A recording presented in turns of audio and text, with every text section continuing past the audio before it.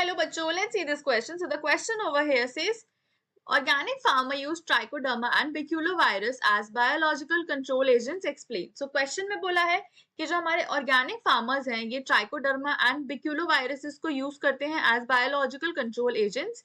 So हमें explain करना है that ये क्यों इनको use कर रहे हैं. So the key concept given here is biological control agent. So biological control agents क्या होते हैं एंड ये कैसे हमारी हेल्प करते हैं इन एग्रीकल्चर और हमारे ऑर्गेनिक फार्मर्स को. सो देख लेते हैं. सो बायोलॉजिकल कंट्रोल एजेंट्स हमारे ऐसे ऑर्गेनिजम्स होते हैं या फिर ऐसे नेचुरल प्रोडक्ट्स होते हैं जो कि हमारी हेल्प करते हैं इन मैनेजिंग और कंट्रोलिंग एग्रीकल्चरल पेस्ट. सो ये क्या करते हैं, या तो ये मैनेज करते हैं या ये हमारे जो कल्चरल पेस्ट्स होते हैं जिसमें हमारे इंसेक्ट्स आते हैं, हमारे वीड्स आते हैं, हमारे प्लांट पैथोजेंस आते हैं, ये उनको कंट्रोल करने में और मैनेज करने में हेल्प करता है. नेक्स्ट अगर देखे जाए तो ये हमारा एक ऑल्टरनेटिव की तरह बिहेव करता है to chemical pesticides.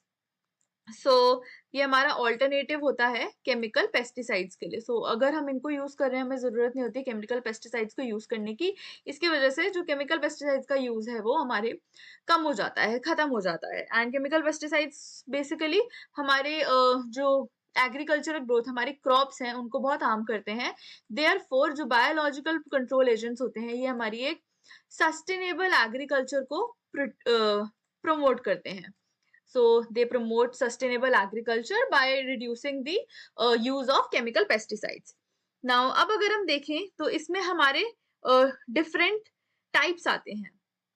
So different types of biological agents includes predators. So ये predators होते हैं. These are animals that prey on pests and helps in reduce their population. So अगर इसके example की बात करें तो example होता है हमारा ladybug का.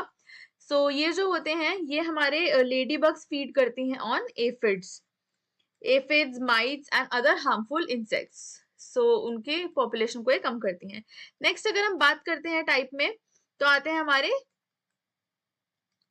पैरासिटॉइड्स. सो पैरासिटॉइड्स क्या होते हैं हमारे, ये जो होते हैं दे ले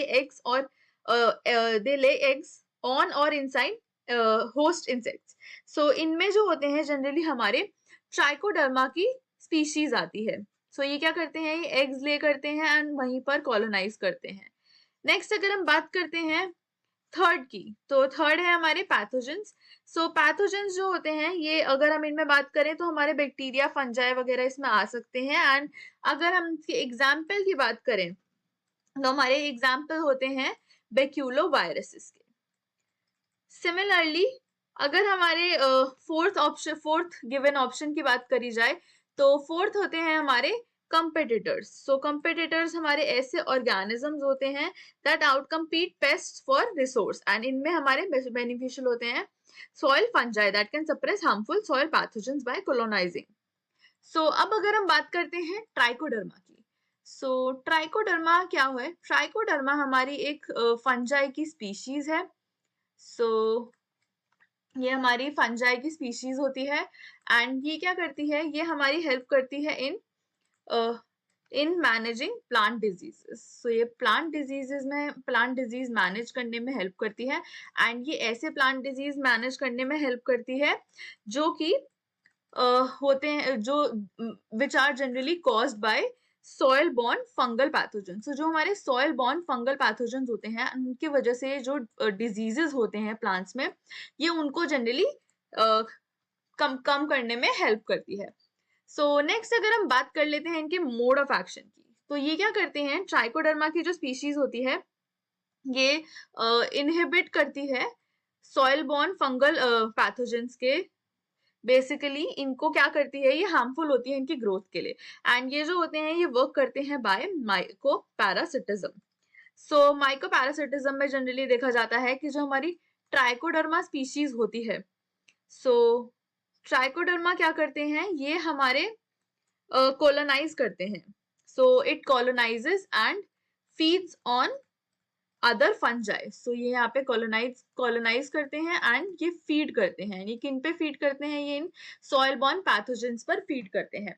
नेक्स्ट अगर हम बात करते हैं अपार्ट फ्रॉम दिस, सो ये जो होते हैं हमारे ट्राइकोडर्मा ये हमारे एंजाइम्स भी प्रोड्यूस करते हैं, एंड अलोंग विद एंजाइम्स ये हमारे सेकेंडरी मेटाबोलाइट्स को भी प्रोड्यूस करते हैं। एंड इससे क्या होता है हमारा, it helps in degradation of cell wall.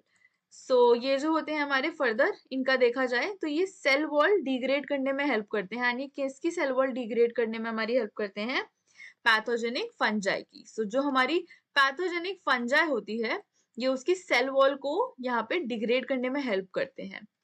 Further जो होता है उनके सर्वाइवल के लिए ये चीज काफी हार्मफुल होती है।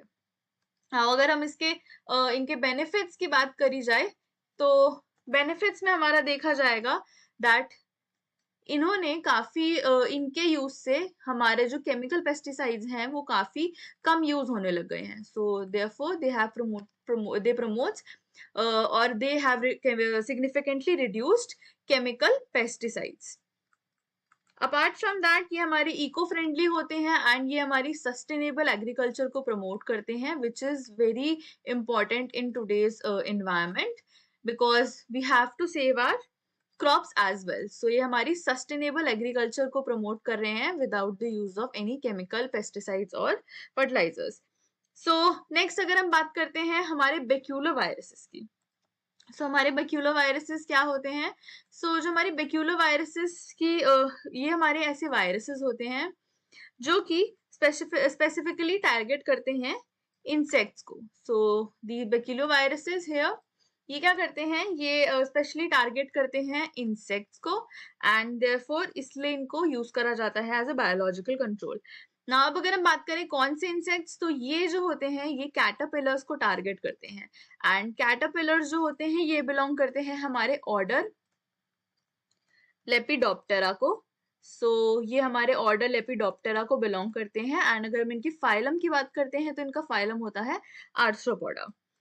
ये इनको टारगेट करते हैं। एंड अगर हम इनके फर्दर बात करें कि क्या करते हैं, तो इनमें देखा जाता है that after injection by the insects, after injection by the insects ये क्या करते हैं, वायरस जो होता है ये इंसेक्ट सेल्स में चला जाता है।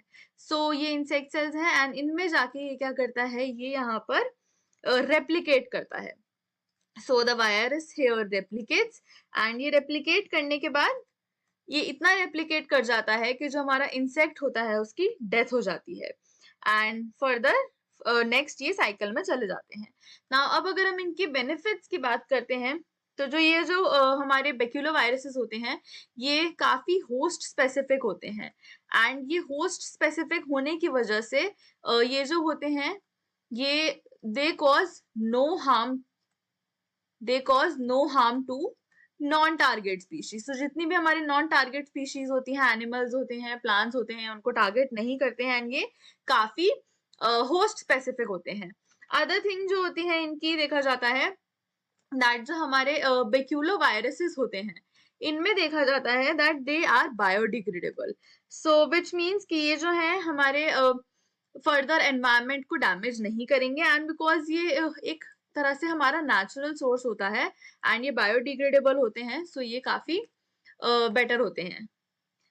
नेक्स्ट आता है हमारा they are ideal for integrated pest management. इनको काफी इनकॉर्पोरेट कराया जाता है in integrated pest management which is IPM। ये जो होते हैं अलॉन्ग विद अदर टेक्निक्स ये काफी यूज करे जाते हैं in integrated pest management programme which is IPM programme, and इनकी स्पेसिफिसिटी काफी ज्यादा अच्छी होती है। Therefore they can be used along other methods and इनकी एफिकेसी काफी इंप्रूव हो जाती है। Therefore this is the answer for the given question. Hope you understood it well. Best of luck.